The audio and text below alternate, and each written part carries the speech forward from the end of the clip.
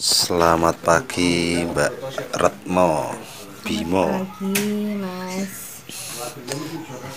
Ini bikin wayang opo Mbak? Ini bikin lukisan kaca dengan tema adegan Pandawa Lima. Ada Werkudara, Janaka berhadapan dengan Yudhistira, Nangkula, dan Sadewa. Ini desa apa Mbak? Ini namanya Desa Keposari. Lebih tepatnya sekarang dikenal dengan Kampung Wayang karena memang sebagian besar warga masyarakatnya adalah pengrajin wayang yang turun temurun. Jadi kalau saya katanya Simba itu saya keturunan yang ke-19 dari pengrajin wayang yang pertama.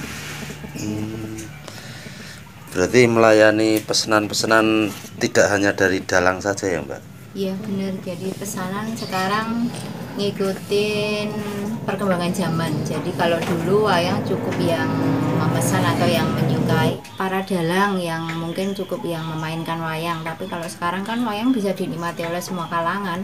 Jadi bisa untuk hiasan dinding, untuk souvenir, untuk bingkisan, untuk kenang-kenangan, bahkan untuk kegiatan wayang show juga. Jadi sekarang wayang bisa diaplikasikan dalam bentuk apa saja, bahkan medianya nggak harus kulit. Oke, seperti ini contohnya ya Mbak. Oke, ini di Sanggar Asto Kenyo Mbak. Iya betul, di sini di Sanggar Asto Kenyaat. Pesan-pesan untuk masyarakat Mbak. Pesan-pesan untuk masyarakat atau mungkin untuk para generasi muda nggih, untuk wayang yang keberadaan wayang di kampung wayang atau di Keposari, bahkan mungkin di bagian Indonesia, kalau bisa memang wayang bisa tetap diuri-uri, bisa dilestarikan, bahkan bisa dikenal untuk generasi penerusnya, bukan sebagai cerita atau dongeng saja bahwa konon katanya di desa Keposari, di kampung wayang di Indonesia nih ada wayang yang sebenarnya wayang itu sangat adiluhung sekali, sudah diakui UNESCO tanggal 7 November 2003 sebagai warisan nenek moyang yang adiluhung dari seni bertutur, dan itu bisa dikenal dari proses membuat sampai finishing, bahkan bisa dilestarikan untuk pengembangan ke zaman yang akan datang. Sip, mantap. Berarti di sini Mbak Retno juga dari 0 sampai Z-nya wayang bisa. Iya, insya Allah dari ceritanya, dari bukunya, dari tulisan tentang wayang sampai proses membuat sampai finishing, bahkan dari berbagai media diaplikasikan dalam bentuk adegan wayang apapun bisa. Terus untuk harga pripun Mbak?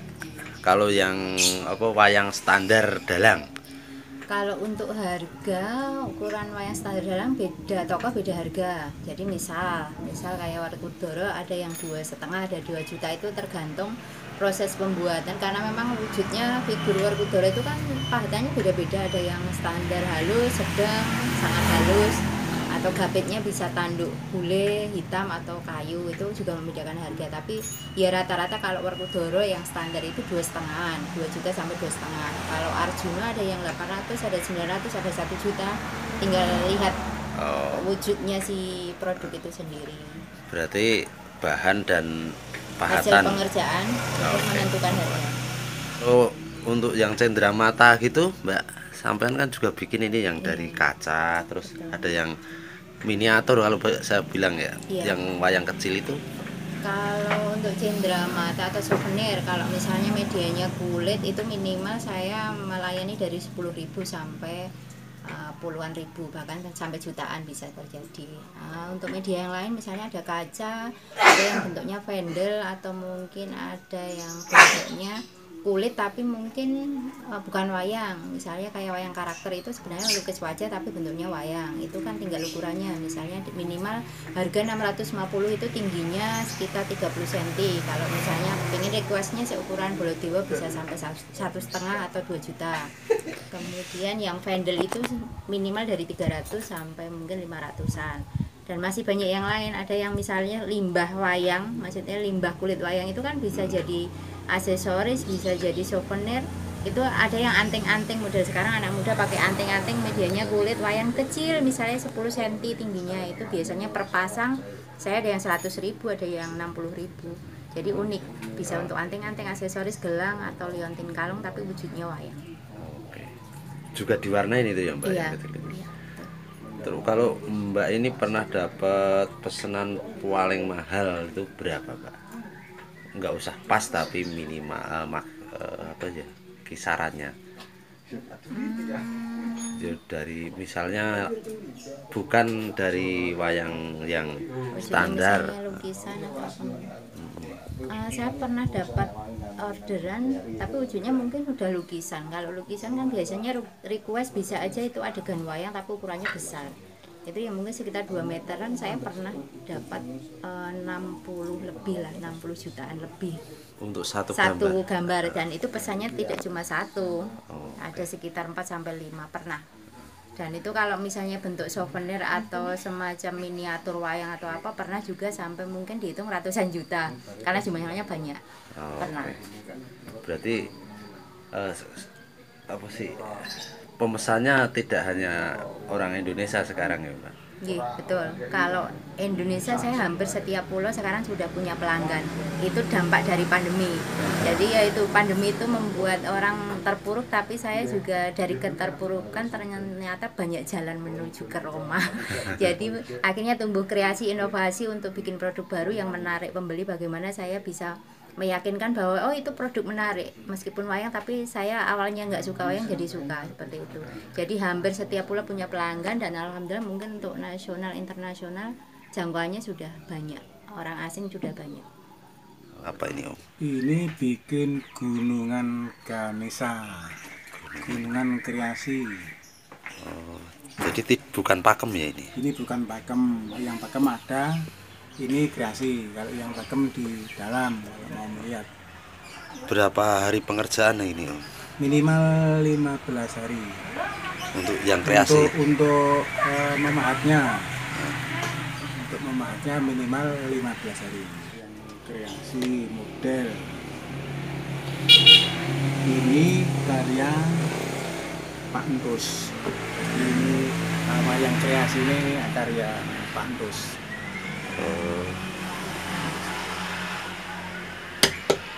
Yang mesen pertama. Iya. Biasanya yang dari belaknya itu yang gambar juga beliau. Gunungan kreasi. Terus diperbanyak. Iya.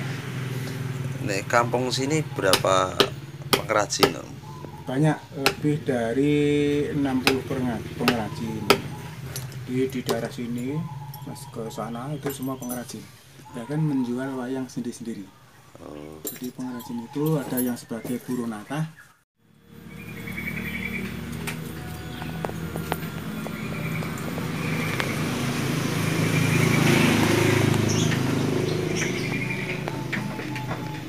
Ini kedetailannya sama dengan yang wayang kulit. Nggih, tapi lebih susah niki.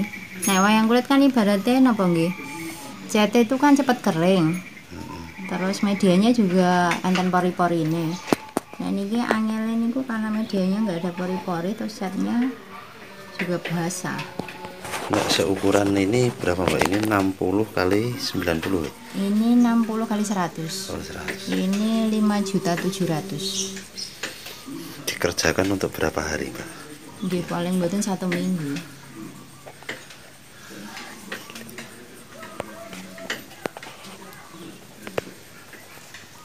Ini pesanannya orang mana Mbak? Orang Karawang. Pak Joko ini menggeluti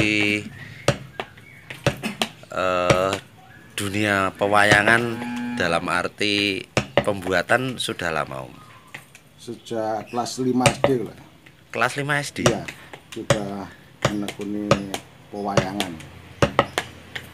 Loh, itu tidak pakai pola Om? Tidak, langsung.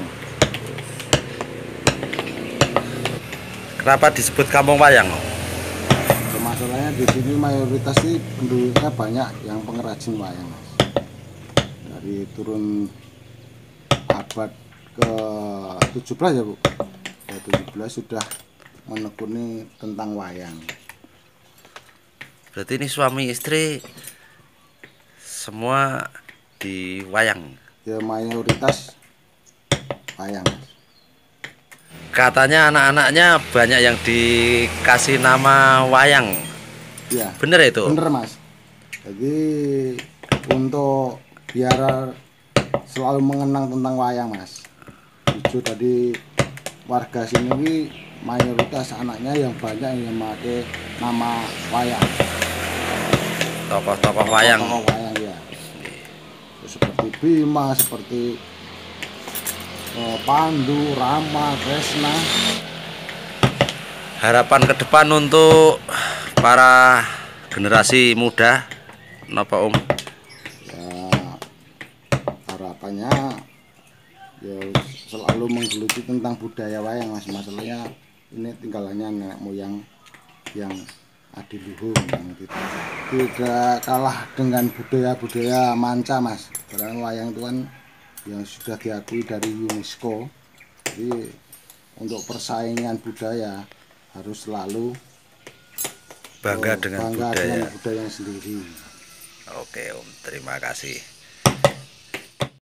Jadi berkreasi, mengembangkan hobi, kesukaan hati menjadi profesi. Jadi dianggap ini sebenarnya pekerjaan berat tapi menjadi ringan karena ini kan dari minat bakat yang tumbuh dari diri kita sendiri. Jadi nggak terasa karena kita memang bekerja sesuai hobi atau kemampuan kita sendiri. Jadi dianggap happy-happy saja. Iya, jadi rezeki ya.